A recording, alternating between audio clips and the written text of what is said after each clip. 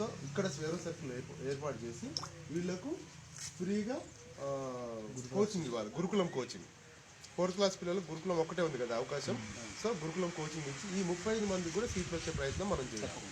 ఓకేనా? First thing అది. Second one ఏంటంటే మన స్వేరో సర్కిల్లో ఏ యాక్టివిటీస్ మనమైతే చేస్తున్నామో ప్రతి యాక్టివిటీ పిల్లలకు అందాలి. స్పోకెన్ ఇంగ్లీష్ కానీ, రైటర్ మైండ్ కానీ, ఎవ్రీథింగ్ ఇంకా. ఓకే. సో ఈ మనకు సార్ వాళ్ళు వీళ్ళందరూ సపోర్ట్ చేస్తారు. ఓకేనా? మరి ఏదైనా వర్క్ ఇచ్చినా కానీ సార్ వాళ్ళు లీడ్ చేసుకుంటూ వెళ్ళిపోతారు. పిల్లలు చెప్తారు. ఎవ్రీ వీక్ వీళ్ళకు ఎంట్రన్స్ మోడల్ టెస్ట్ పెట్టాలి గురుకులం ఎవ్రీ వీక్. ఓకేనా? తర్వాత ఏంటంటే ఇంకా నెక్స్ట్ ఏంటంటే ఎన్ఐ గారు చెప్పినట్టుగా ఇది గవర్నమెంట్ ఇన్స్టిట్యూషన్, ఇది central government institution. Sir government employee, sir కూడా. సో మిగతా వాళ్ళు కాంట్రాక్ట్ బేస్డ్ ఎంప్లాయీస్ మొత్తం 5 మెంబర్స్ ఉన్నారంట. సో వీళ్ళకు పక్కా బిల్డింగ్ కోసం మనం స్వేరో సర్కిల్ అండ్ మన పొలిటికల్ పార్టీ రెండు కంబైన్డ్గా మనం ప్రయత్నం చేయాలి. అది మనం మినిస్టర్ గారిని కలుద్దాం, రేఖ గారిని, అది ఎంఆర్ఓ గారిని కలుద్దాం, జాయింట్ కలెక్టర్ గారిని కలుద్దాం, పిఓ గారిని కలుద్దాం. మోస్ట్ ఆఫ్ పీపుల్స్ ట్రైబ్సే ఉన్నారు, ఎస్టీ వాళ్ళే ఉన్నారు. కాబట్టి పిఓ గారి దగ్గరికి ఖచ్చితంగా వెళ్ళాలి. మళ్ళీ అది మళ్ళీ అర్పన్స్ అందరు కూడా దాదాపు. సో కాబట్టి పిఓ గారికి ఖచ్చితంగా కలవాలి. పిఓ గారు చాలా రియాక్ట్ అవుతుంది ఈ విషయంలో. ఇప్పుడు ఈ వీడియోలు కూడా అన్ని ఎందుకు తీసుకున్నాం అంటే వాళ్ళకు కంపల్సరీ వాట్సాప్లో పంపించేసి చూడండి సార్ పిల్లలు ఇది ఇంత మంచి టాలెంట్ ఉంది, ఇంత అకామిడేషన్ లేకుండా చాలా ఇబ్బంది పడుతుందని చెప్పేసి మనం చాలా ప్రయత్నాలు చేయాలి. సో ఆల్రెడీ 2 years అయింది ఆ ప్రపోజల్ వచ్చి కూడా వీళ్ళకు పక్క బిల్డింగ్ కట్టించండి అని. అయినా కానీ ఇక్కడ లోకల్ రాజకీయ నాయకులు కానీ, లోకల్ గవర్నమెంట్ ఎంప్లాయీస్ కానీ స్పందించట్లేదు. సో ఇట్స్ వెరీ బ్యాడ్ అన్నమాట. సో ఇది మన టీం, మన 2 టీంలు వర్క్ చేయాలి. ఓకేనా? అది అందుకోసం మిమ్మల్ని అందరినీ ఇక్కడికి ఇన్వైట్ చేశాను నేను. సో థ్యాంక్ యూ, మీరు అందరూ వచ్చాను. స్వేరో సర్కిల్స్ అనేసి మేము కూడా మా విలేజ్లో ఉండేటువంటి పిల్లల కోసం ప్రతిరోజు సాయంత్రం పొద్దున చేపిస్తాం. అంటే తెలుసు కదా, వ్యాయామం, ఓకే, రన్నింగ్, ఆటలు, లేదంటే ఇంకేమైనా చేపిస్తాం. సాయంత్రం టైంలో ఏం చేపిస్తాం అంటే చదివిపిస్తాం. ఓకే, అక్కడ ఉండేటువంటి గవర్నమెంట్ స్కూల్కి వెళ్ళే పిల్లలు, ప్రైవేట్ స్కూల్కి వెళ్ళే పిల్లలు వాళ్ళందరూ మా దగ్గరికి వస్తారు. వాళ్ళకి చదువు చెప్తూ ఉంటారు అనమాట. వాళ్ళందరూ మా దగ్గర ఫ్రీగా, ఇప్పుడు మీకు ఎట్లా చెప్తున్నారో అట్లా మేము కూడా అక్కడ ఫ్రీగా చెప్తూ ఉంటాం. అయితే ఈ మధ్య మాకు స్వేరో సర్కిల్స్ తరపు నుంచి ఒక బ్రైటర్ మైండ్ ప్రోగ్రామ్ అనేది ఒకటి నేర్పించారు మాకు పిల్లలకి. ఓకే, నిన్న అంటే వాళ్ళు ఎట్లా చేస్తారంటే బ్రైటర్ మైండ్ ప్రోగ్రామ్ అంటే ఎట్లా అంటే కళ్ళకి గంటలు కట్టుకొని మీరు ఏదైనా పుస్తకం చదవగలుగుతారా? కళ్ళకి గంటలు కట్టుకొని పుస్తకాన్ని చదవగలుగుతారా? కానీ మీరు చదవగలుగుతారు, చేపియవచ్చు దాన్ని.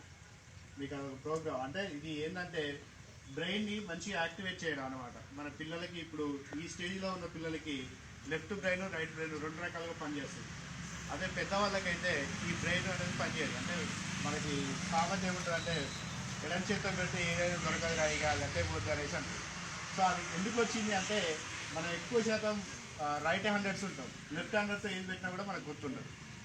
సో అందుకోసం ఎడం చేతితో పెడితే ఏది దొరకదు అనేసి అంటారు. అంటే ఒక సైడ్ బ్రెయిన్ యాక్టివేట్ ఉంటుంది, ఇంకో సైడ్ డమ్మీ అయిపోతుంది. 15 సంవత్సరాల దాకా ఉన్నటువంటి పిల్లలందరికీ లెఫ్ట్ బ్రెయిన్, రైట్ బ్రెయిన్ 2 పనిచేస్తాయి. సో ఇప్పుడు బ్రెయిన్ యాక్టివిటీస్ అనేసి ఉంటాయి. ఏముంటాయి? Brain activities. ఓకే, వీటిని చేయడం వల్ల ఏమవుతుందంటే ఇవి పర్మనెంట్గా యాక్టివేట్గా ఉండడానికి, మీరు పెద్ద అయినా కూడా యాక్టివేట్లో ఉండడం కోసం ఈ ఎక్సర్సైజెస్ అనేవి ఉపయోగపడతాయి. ఓకే, ఈ ఎక్సర్సైజెస్ ఉపయోగపడతాయి. అవి కొన్ని ఇప్పుడు మీకు చెప్తాను. మామూలుగా ఒకసారి అందరూ నిలబడండి, అక్కడే ఎక్కడ ఉన్నారో అక్కడే. ఎక్సర్సైజ్ చెప్తాను, మీరు మళ్ళీ టైంకి వచ్చేసరికి మీరు అందరూ ఎట్లా ఉండాలి, పర్ఫెక్ట్ అవ్వాలి దాన్ని. ఓకేనా? కనబడుతున్నారా అందరికి? లాస్ట్ వాళ్ళకి ఈ ముగ్గురు కొంచెం వెనక్కి వెళ్ళన్నా. అరే నువ్వు కూడా వెనక్కి వెళ్ళరా, నువ్వు హైట్ ఉన్నావు. చిన్నపిల్లలు హైట్ తక్కువ ముందుకు రావాలి. నువ్వు కూడా కోరుకోండి. నేను ఫస్ట్ శుభ్రంలో బాగా ఇంప్రూవ్ అయ్యాను.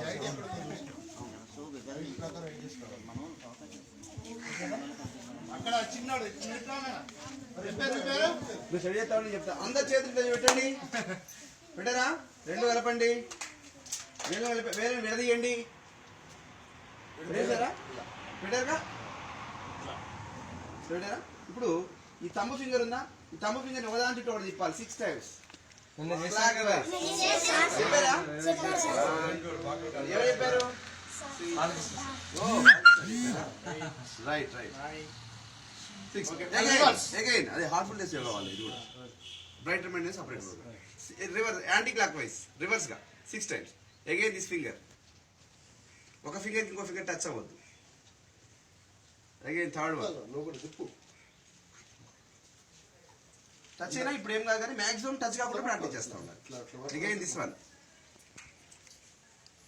It is somewhat difficult. Ring finger is different difficult.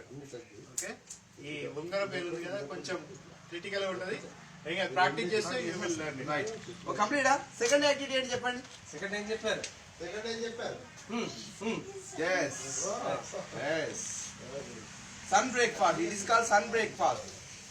Sun break fast. Again, change the hand. Change the hand. The pie upward direction. ఇదేమో సపరేట్ కూడిటాం కదా. Sun break fast. ఈ చెయ్యి ఇలానే రావాలి, ఇది ఇలా రౌండ్ తిరగాలి. Okay Right. 6 times. ఇప్పుడు దీన్ని గన్ చేస్తున్నా, దీన్ని 1 చేస్తున్నా. Shoot. తర్వాత 2. Shoot. Shoot. 2 shoot. Funny no. 3 shoot. 3 shoot. 4 shoot. 4 shoot. 5 shoot. 5 shoot. Okay. 1 chocolate 5 rupees. 1 chocolate 5 rupees. 1 chocolate 5 rupees. 1 chocolate 5 rupees. చూడండి ఒకసారి అబ్జర్వ్ చేయండి. ఈ 1 పెట్టినప్పుడు ఇక్కడ 5 రావాలి. నెక్స్ట్ ఈ 5 పెట్టినప్పుడు ఇక్కడ 1. Right once all of you.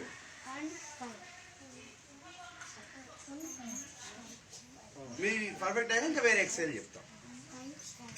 Okay. చూడండి ఒకసారి చేయండి కదా. వాటర్ తోడుతున్నాడు సార్. ఇట్లా 1 2 3 బాయ్ నుంచి వాటర్ తోడుతున్నాడు. Bucket bucket. ఓకే నా fair. Now this next snake snake. Okay, 2 add. ఇది ఇట్లా వచ్చినప్పుడు ఏ ఫింగర్ కింద ఈ హ్యాండ్ కిందకి వెళ్ళాలి. ఇది ఇట్లా వచ్చినప్పుడు ఇది వెనక్కి రావాలి. ఈ హ్యాండ్ అప్ వచ్చినప్పుడు వెనక్కి రావాలి.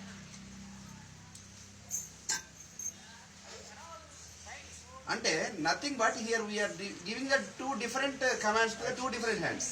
ఓకే, రెండు ఒకేసారి చేతులకు రెండు వేరే పనులు వేరే చేస్తున్నాం పనులు చెప్తున్నాం. ఓకేనా? అప్పుడు రెండు ఇదొక brains పని active చేస్తుంది, ఇదొక పని చేస్తుంది. ఈ బ్రెయిన్ కి బ్రెయిన్ మధ్య బ్రిడ్జ్ వస్తుంది. అది 15 years మధ్యలో ఉన్న పిల్లలకి తాగే అవకాశం ఉంది. ఐన్స్టీన్ ఒకసారి చూడండి ఒకసారి. మెమరీ ఉంది కదా. రెండు బ్రెయిన్స్ ఫంక్షన్ లైఫ్. ఓకే, ఈ 2 ఫింగర్స్ లాస్ట్ 2 ఫింగర్స్ ఇటు సైడ్, మిడిల్ 2 ఫింగర్స్ మళ్ళీ చేంజ్ చేస్తే గానీ ఇట్లా వస్తుంది.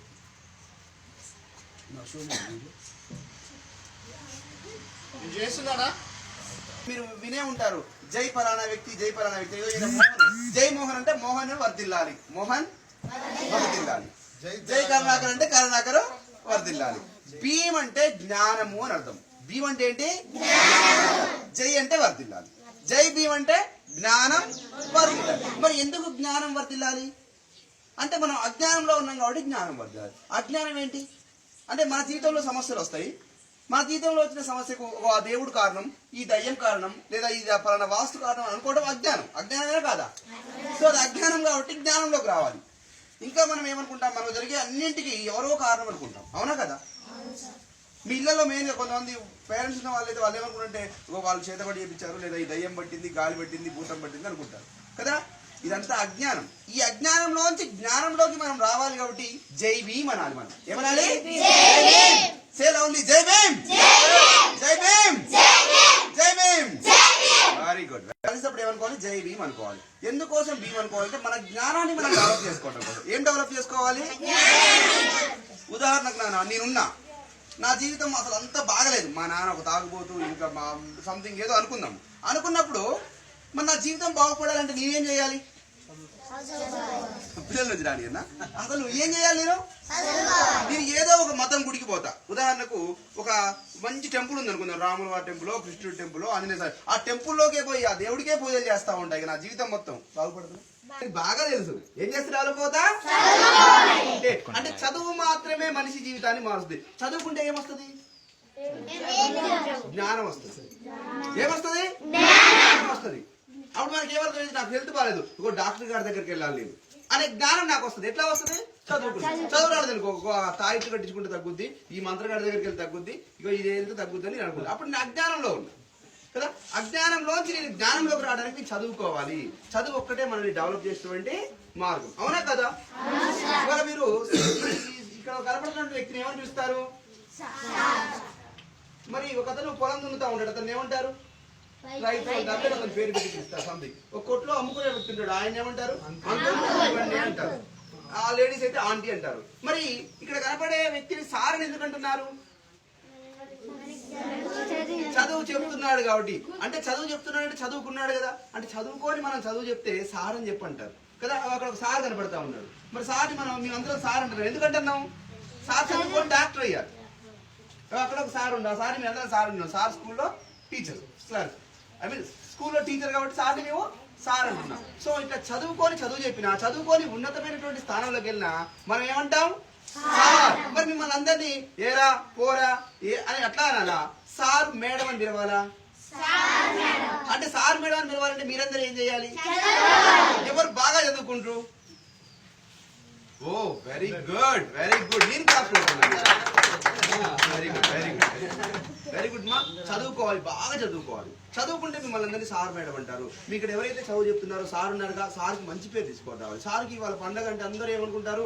ఇంట్లో ఉండాలి, ఇంకేదో చేయాలి అనుకుంటారు. కానీ ఇలాంటి రోజులు కూడా సార్ మీ గురించి ఇక్కడ ఉన్నారుగా.